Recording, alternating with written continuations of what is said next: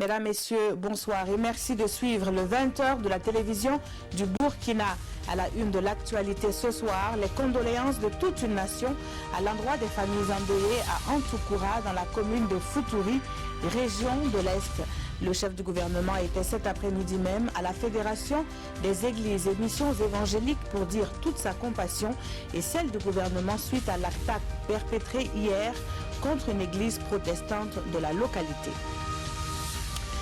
En France, un autre hommage rendu cette fois par Emmanuel Macron. Depuis la cour des Invalides, le président français a prononcé un éloge funèbre sur fond d'engagement renouvelé pour le Sahel. C'était au cours de la cérémonie en l'honneur des 13 soldats tués au Mali il y a tout juste une semaine. Dans l'actualité ce soir également, une carte postale, celle de la région du Centre-Est où vivent plus d'1 million de Burkinabés. Et pour cause, la région est celle qui va abriter les festivités du 11 décembre 2019. Et nous le verrons dans quelques instants, Tenkodogo, la capitale de la région, fait peau neuve. Bienvenue à tous. Tout d'abord, les échos de la conférence internationale qui s'est ouverte ce matin dans la capitale sénégalaise. Le président du Faso et ses homologues de la sous-région ont répondu présents à l'appel de la présidence du Sénégal pour parler développement durable et dette soutenable. Comment trouver le juste équilibre? La question fait débat à Dakar avec des représentants d'organisations internationales financières et économiques. Wendata Nathalie Kaouri nous fait le point. L'Afrique subsaharienne fait face à un dilemme. Financer ses besoins de développement ou remédier à sa vulnérabilité liée à la dette. Malgré les progrès qu'ils ont accomplis ces dernières années, les besoins de développement des pays africains restent importants. Une situation aggravée par la diminution de l'aide publique au développement et les difficiles conditions de l'endettement. Développement durable et dette soutenable, c'est le juste équilibre qui est recherché à cette rencontre de Dakar. L'endettement n'a jamais été en soi un problème dès lors qu'il est un endettement responsable et qualitatif. C'est-à-dire qu'il finance l'économie productive, source de croissance, de développement et de bien-être social. En ce sens, la dette investie dans des secteurs qui génèrent en retour plus de capacités productives crée par elle-même les conditions de son remboursement. Les autorités de la sous-région sont là pour marquer leur adhésion à cette initiative qui permettra d'accroître leurs recettes intérieures et d'améliorer la gestion de la dette des pays africains. Occasion pour chaque président de donner sa position sur le sujet. Il est évident que nous avons des responsabilités, nous-mêmes, en tant qu'État, qui sont les responsabilités de mobilisation des ressources intérieures. Nous avons des responsabilités sur le choix des investissements que nous devons faire, qui doivent être des investissements rentables. Mais également, je pense qu'au niveau des institutions également, nous devons travailler à ce que les pays développés aussi assument leurs responsabilités en matière d'aide, je dirais, publique au développement. Parce que c'est des engagements qui sont décidés, qui ne sont pas respectés. Ça veut dire que nous sommes obligés de financer les ODD par des crédits et donc par des emprunts. Ça, c'est l'objectif, c'est le problème qui est posé aujourd'hui. Donc, il est important pour nous qu'au niveau du Fonds monétaire, bon, et la Banque mondiale également, même si on reconnaît qu'il y a eu un accroissement de leur appui ces derniers temps, ce qui concerne les pays qui sont en difficulté, nous devons faire en sorte, en tout cas, de sortir des sentiers battus. La conférence est donc le lieu pour mettre en évidence les obstacles au développement durable ou les lacunes à combler en la matière. Pour les chefs d'État ici présents, il faut repenser la gouvernance économique mondiale. Ils le reconnaissent, pour investir, il faut s'endetter, mais cette dette doit être soutenable et profiter aux populations à la base. Désolation et compassion, mais une foi inébranlable. Des sentiments omniprésents cet après-midi au siège de la Fédération des Églises et Missions évangéliques. Le Premier ministre s'y est rendu pour présenter les condoléances du gouvernement à la communauté qui a perdu 14 de ses membres hier à Antoukoura, dans la région de l'Est. Siela Sina Ouattara avec Vincent Kiandrebego. Les condoléances du gouvernement à la Fédération des Églises et Missions évangéliques.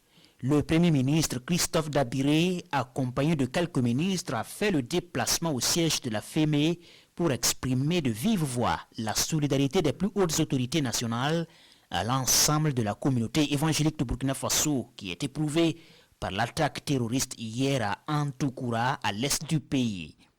Le président du Faso nous a demandé de venir saluer les premiers responsables de l'Église, leur donner l'assurance du soutien du gouvernement et leur transmettre un message de condoléances, d'amitié et les assurer que nous allons continuer de travailler avec eux dans la prière pour que notre pays retrouve la paix et la sérénité d'antan.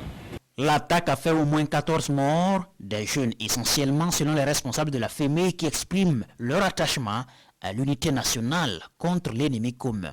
Nous saluons cette initiative du président du Faso qui a dépêché donc le Premier ministre vers nous pour nous témoigner de leur compassion, de leur sympathie et nous montrer qu'ils sont à nos côtés. C'est une église qui n'a pas encore de pasteur. Alors ceux qui ont été froidement abattus, c'est vraiment des enfants. C'est des enfants de 10, 12, 14 ans. Il y a une seule personne dedans qui est vraiment d'un âge un peu avancé, qui a peut-être 40 et quelques années. Rester unis, mais aussi dans la prière, c'est à cela que s'engage la FEME pour un Burkina plus paisible. La mobilisation de tous contre le terrorisme, c'est tout le sens que donne le chef du gouvernement à la distinction reçue dans la matinée de ce lundi. Au palais de Koulouba, Christophe Dabiré a été élevé à la dignité de grand officier de l'ordre de l'étalon. La cérémonie en image avec Daouda Ouattara sur un commentaire de Zoubaviel David Dabiré. Le président du Faso, dans le but de pouvoir qui nous sont conférés, nous nous élevons à la dignité de grand officier de l'ordre de l'étalon. Christophe Dabiré, désormais grand officier de l'ordre de l'étalon. Le Premier ministre reçoit ici cette distinction du grand chancelier des ordres burkinabés devant ses proches collaborateurs et un parterre de personnalités, dont des présidents d'institutions. Le récipiendaire du jour se veut humble en ces instants solennels. Il appelle ses collaborateurs à maintenir le cap dans le travail. En recevant cette décoration, je n'oublie pas que les défis auxquels le Burkina Faso est confronté sont immenses et exigent l'union de tous les Burkinabés pour assurer la paix, la sécurité et le développement de notre pays. Le bilan de mon action à la tête du gouvernement sera le vôtre. Les succès engrangés à l'heure du bilan seront un trophée avec toutes les personnes avec qui je collabore. La situation que traverse notre pays nous interpelle tous. Nous avons le devoir alors de nous mobiliser pour répondre à l'appel du président du Faso pour la défense de la patrie. Et pour défendre la patrie contre le terrorisme, aucun effort n'est de trop, dira le Premier ministre qui rend un hommage aux victimes du terrorisme dans son allocution. Cette cérémonie de décoration est aussi l'occasion pour Christophe Dabiré de rappeler la nécessité d'une mobilisation générale pour la sauvegarde des valeurs de la nation burkinabé. Cette mobilisation passe par chacun de vous, par chacun de nous, dans nos familles, nos quartiers, nos villages et dans nos lieux de service. Et je crois fermement que nous saurons nous tous nous rassembler autour de cet appel pour amener la paix et la quiétude dans notre pays et poursuivre les actions de développement et de construction nationale. Tout en développant des initiatives pour juguler le phénomène terroriste, le Premier ministre dit être résolument engagé avec son équipe sur les chantiers du développement. 13 milliards de francs CFA. C'est ce que va coûter la construction du centre hospitalier régional de Manga. Le compte à rebours a débuté hier pour des travaux qui devraient durer 18 mois. Le gouvernement et ses partenaires saoudiens et koweïtiens voient grand. Le complexe hospitalier est bâti sur une superficie de 50 hectares avec 35 infrastructures à la clé intégrant les services médicaux et la formation. Siela Sena Ouattara, Maïmouna Traoré. Le centre hospitalier régional de Manga a été conçu pour être un hôpital de référence dans la région en matière de fourniture des services médicaux de base de lutte contre la maladie et de formation. C'est un complexe sanitaire de plus de 35 infrastructures d'une capacité de 300 lits. Le CHR de Manga en construction sera ce lieu d'espoir. C'est un complexe sanitaire de plus de 35 infrastructures qui seront bâties sur plus de 20 hectares organisés en 3 sections, à savoir une section plateau technique qui comprend les blocs opératoires, l'imagerie médicale et le laboratoire qui est associé à une banque de sang. Une deuxième section plateau médical qui comprend les urgences médicales et chirurgicales, les consultations externes, la médecine générale, la kinésithérapie, l'odontostomatologie, l'ORL, l'ophtalmo, la maternité, la pédiatrie, la psychiatrie. Enfin, une troisième section, section hospitalisation, avec une capacité d'environ 300 lits. D'un coût d'environ 13 milliards de francs CFA, le CHR de Manga est financé par le Fonds saoudien de développement, le Fonds cohésien pour le développement arabe et l'État burkinabé. Le projet est réalisé dans le cadre du programme d'appui au développement sanitaire des régions du plateau central et du centre-sud. Nous avions besoin de ce CHR pour pouvoir répondre aux préoccupations de santé des populations. Et la construction des CHR et l'érection de ces CHR en CHU rentre dans la vision du président du Faso qui souhaite que le système de santé soit renforcé par des infrastructures qui permettent de prendre en charge en termes de qualité et de capacité les besoins de santé de l'ensemble des populations de notre pays. Le délai d'exécution est de 18 mois. Le Premier ministre invite les populations et les autorités régionales à s'impliquer davantage pour la réussite de ce projet qui, à terme, offrira à la région un centre à même de répondre adéquatement à leurs besoins en santé. En ce début du mois de décembre, les regards sont tous tournés vers la région du centre-est. Plus que quelques jours à attendre avant la commémoration du 59e anniversaire de l'indépendance du Burkina. Face aux professionnels des médias, ce matin à Tinkodogo, le président du comité d'organisation fait le point.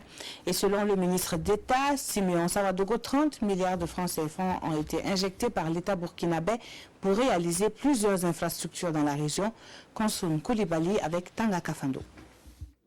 Le comité national d'organisation du 11 décembre fait le point des réalisations et des préparatifs à quelques jours des festivités. L'évolution des travaux, le programme des activités, tout est maintenant clair pour le ministre Simeon Savadogo, président du comité national d'organisation. La salle polyvalente, l'axe du défilé, la place de la nation et quelques artères de la ville de Tinkodogo sont totalement achevés. Le stade régional est en cours de finition et sera prêt pour accueillir la finale de la Coupe de l'Indépendance prévue pour le 10 décembre 2019. Le reste des travaux se poursuivra conformément au délai contractuel des entreprises. Au regard du contexte sécuritaire national, la célébration du 59e anniversaire de l'indépendance et du centenaire du Burkina Faso se veut sobre, sans pour autant être au rabais. Le président du Faso lui-même n'a pas souhaité que nous fassions donc une festivité des 11 décembre faste, donc en ignorant cette situation. Nous devons rester solidaires et également garder notre solidarité auprès de ceux qui se battent toujours au front donc pour l'intégrité territoriale et également en solidarité avec les familles qui ont été endeuillées face aux blessés, etc.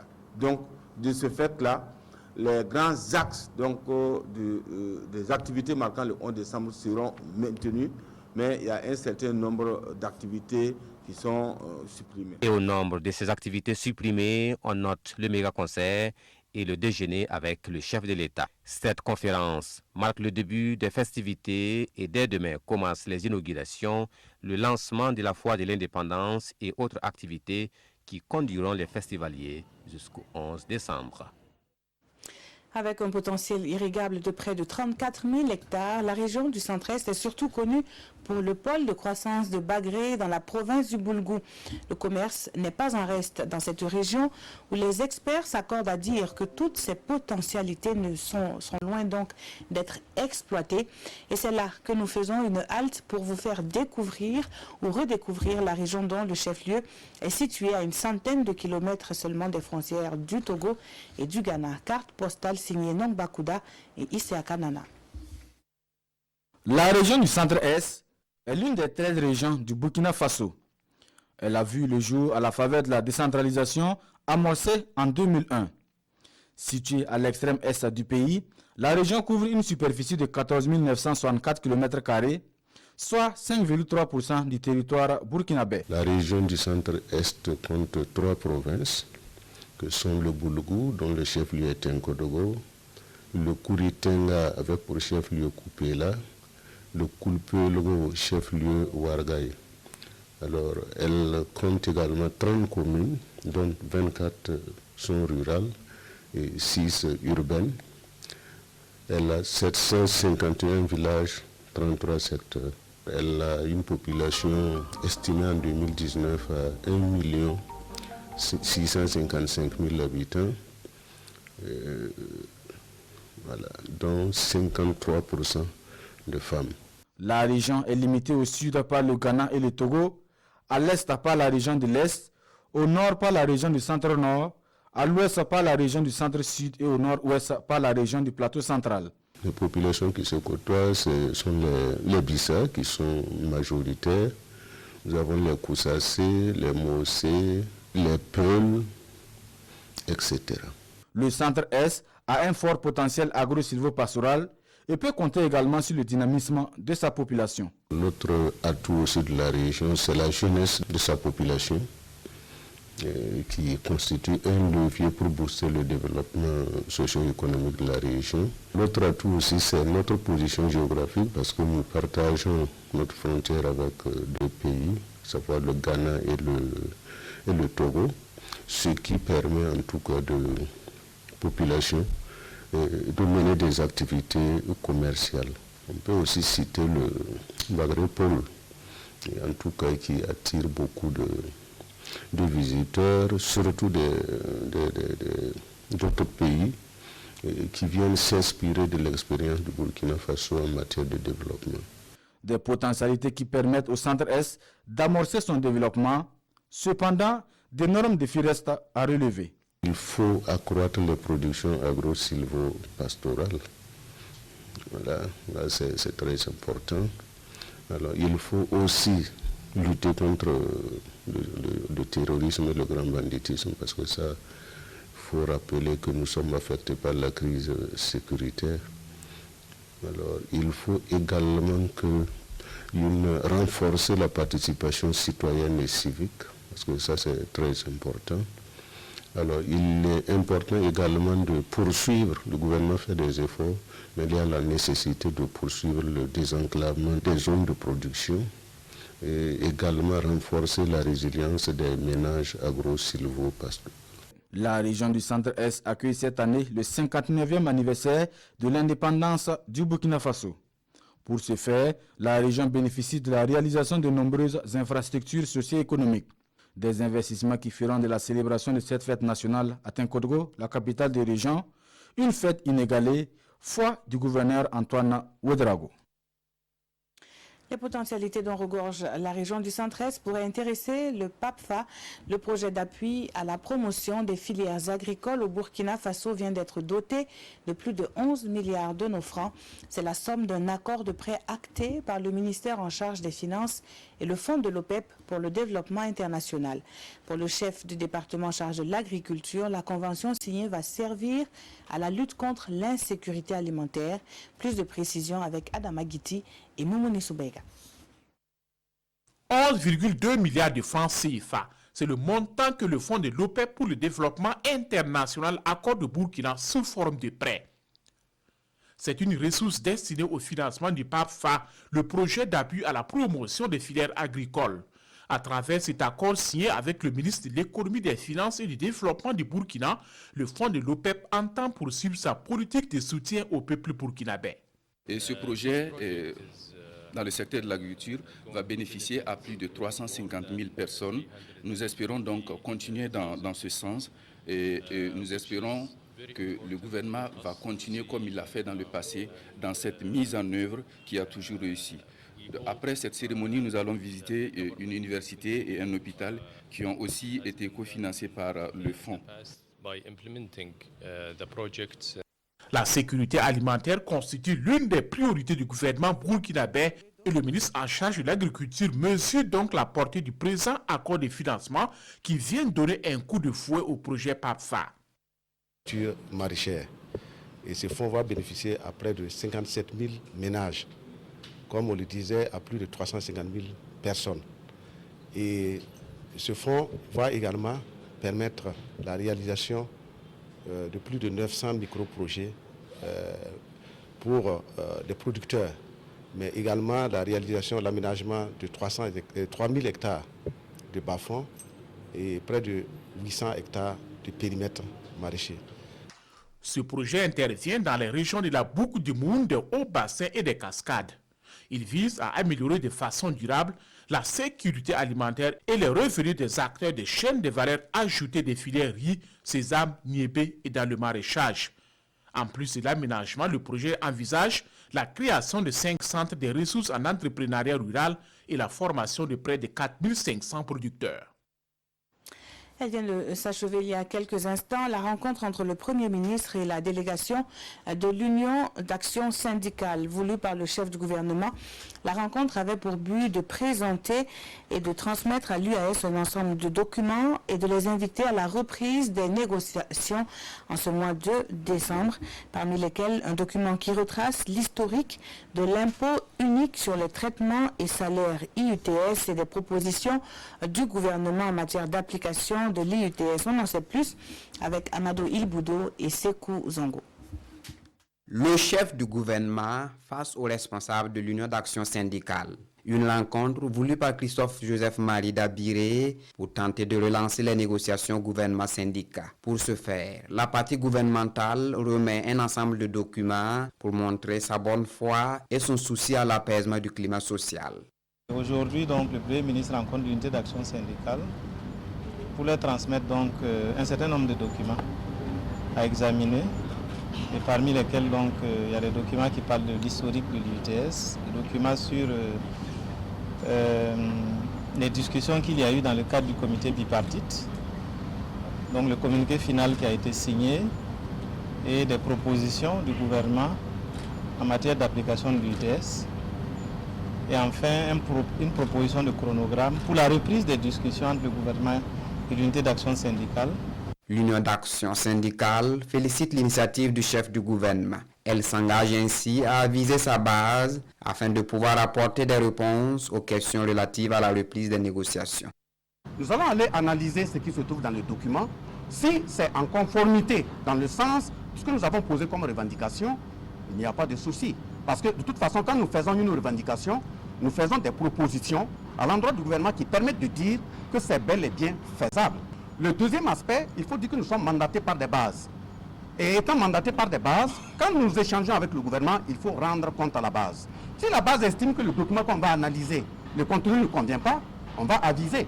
Mais maintenant, nous avons dit que l'unité d'action syndicale, qui porte un flambeau qui a été dressé par nos dévanciers depuis les années 1946 jusqu'à aujourd'hui, nous n'allons pas trahir ce flambeau dressé. Si nous ne pouvons pas faire mieux dans la défense des acquis des travailleurs, on ne doit pas faire moins que nos dévanciers, au moins travailler à garder le minimum qu'ils avaient déjà pu arracher.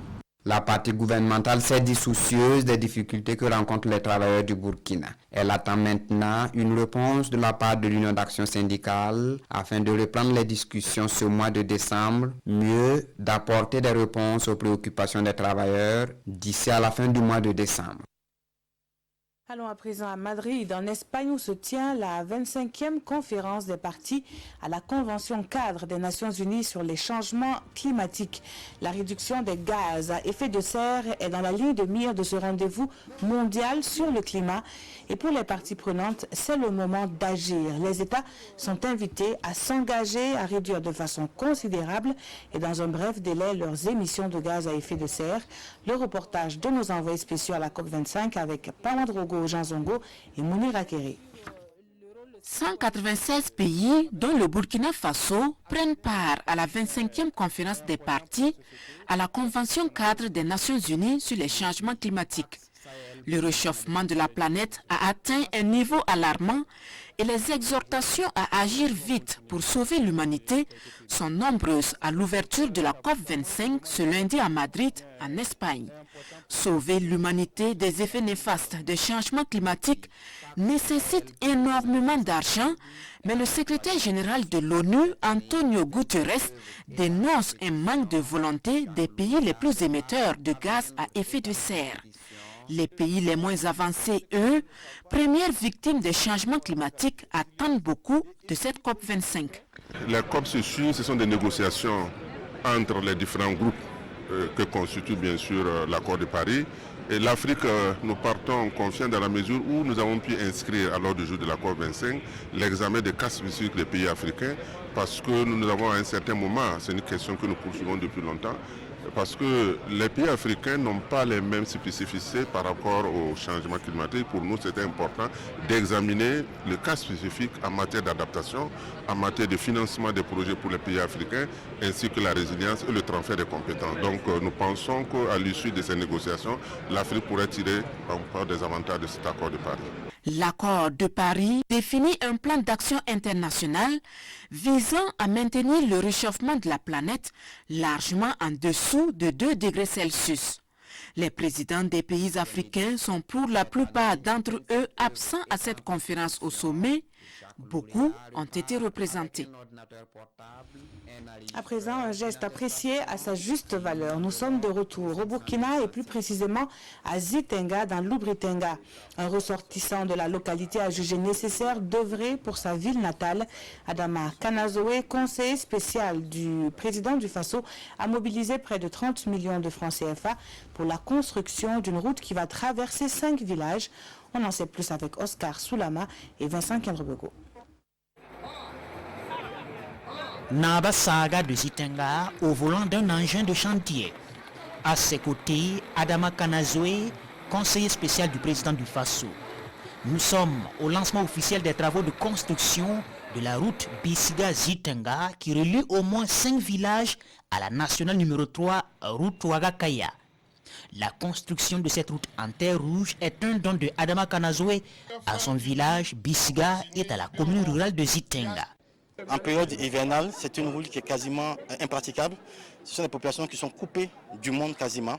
C'est pour cela qu'en tant que fils de Zitenga, fils donc de ces villages, malheureusement dans cette situation un peu difficile liée à cette route-là, j'ai pensé qu'il était important que je puisse lancer l'initiative de construire cette route-là. Je ne le fais pas par prétention, je ne le fais pas parce que je suis millionnaire, je le fais parce que je suis fils de la zone et que toute initiative que nous souhaitons du point de vue du gouvernement peut commencer aussi par des petites initiatives à notre niveau. Donc c'est une contribution à l'effort global que le président Macky Sall Kaboré sollicite de chaque Burkinabé.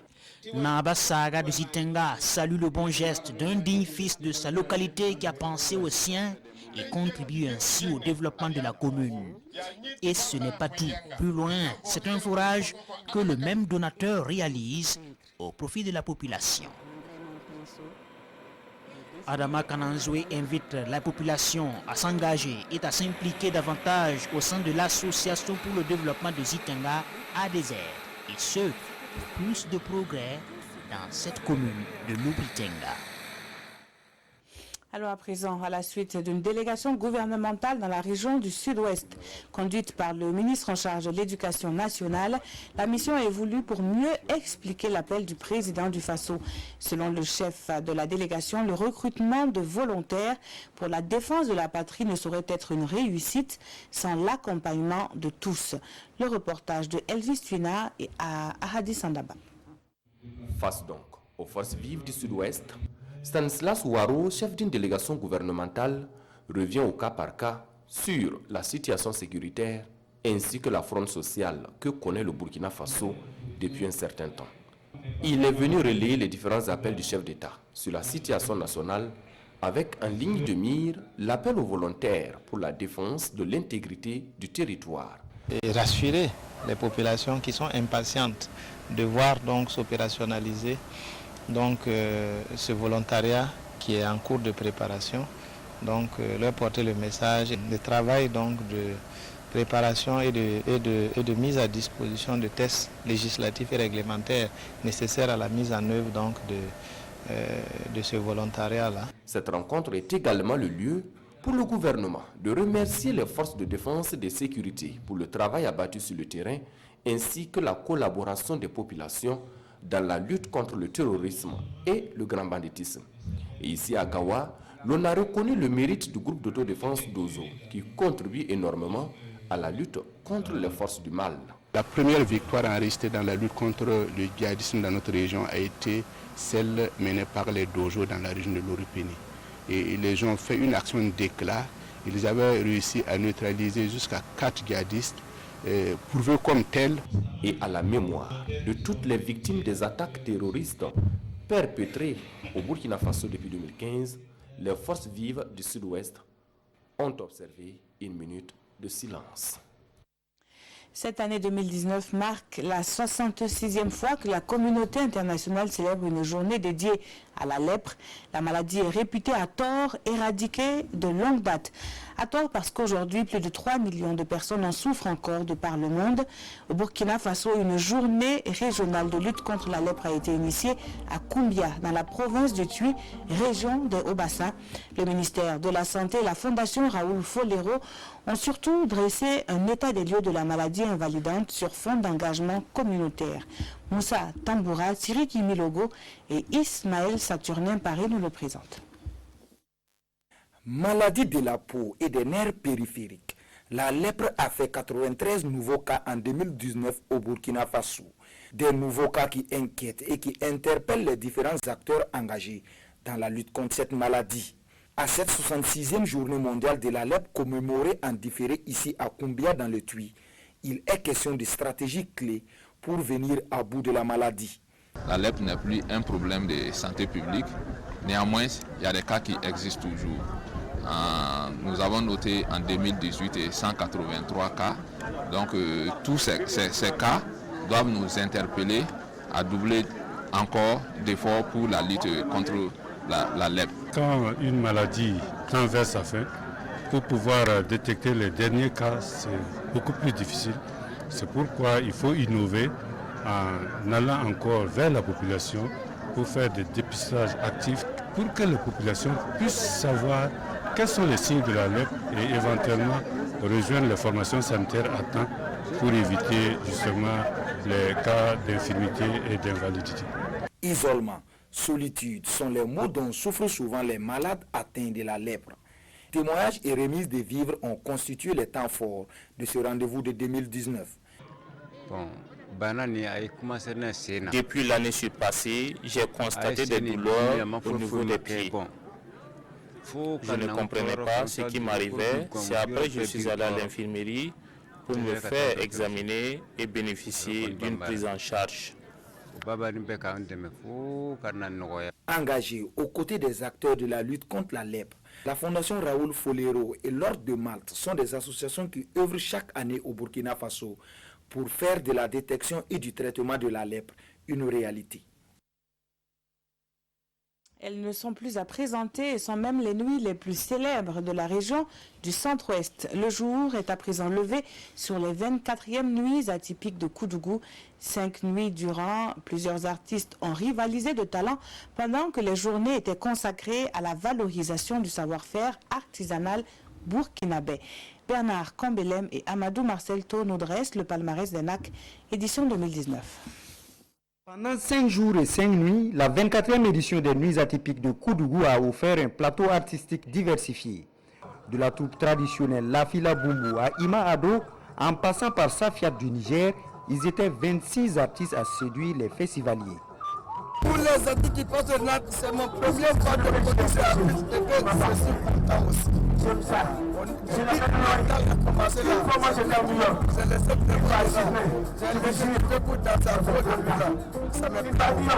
Super. Je découvre la musique africaine que je ne connaissais pas trop et c'est vraiment sensationnel. Et d'avoir d'autres pays d'Afrique qui viennent, c'est vraiment génial. C'est la 2e édition que je fais et je suis ravie d'être sur le site. Pour le promoteur, c'est un défi relevé compte tenu des innovations à cette édition, notamment la délocalisation du site. Il y a de quoi se féliciter, a-t-il ajouté. On dit l'homme est neuf, il ne vaut jamais 10, mais c'est quand même une satisfaction pour nous, parce que se déporter de la ville à la bourse, comme on dit, ça n'a pas été évident au départ. Et surtout au niveau, moi je mets toujours l'accent sur l'artistique. Je vois que tous les artistes qu'on a invités, ils sont venus. Chacun a vraiment assuré. Donc pour moi, c'est vraiment une satisfaction, je dirais totale. Malgré quelques difficultés relatives à l'accès du nouveau site d'ENAC, la présente édition a tenu toutes ses promesses avec quelques 5000 visiteurs en moyenne par jour au village atypique selon le comité d'organisation. La liberté a souvent, hélas, le goût du sang versé. Emmanuel Macron salue ainsi l'engagement des 13 soldats morts il y a une semaine dans une collision de 2 hélicoptères au Mali. C'était au cours d'une cérémonie d'hommage national dans la cour des Invalides, un monument parisien hautement symbolique. À titre posthume, la Légion d'honneur a été remise à l'ensemble des 13 soldats.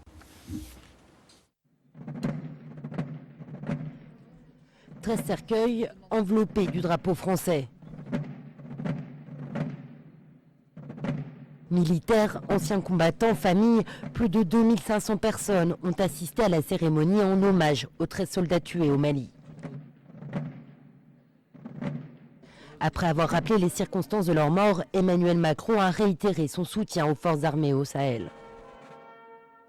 J'assure du soutien du pays tout entier les frères d'armes de nos 13 morts. Certains sont parmi nous. Tous les autres poursuivent le combat au Sahel. Je redis à tous et à leurs chefs ma confiance.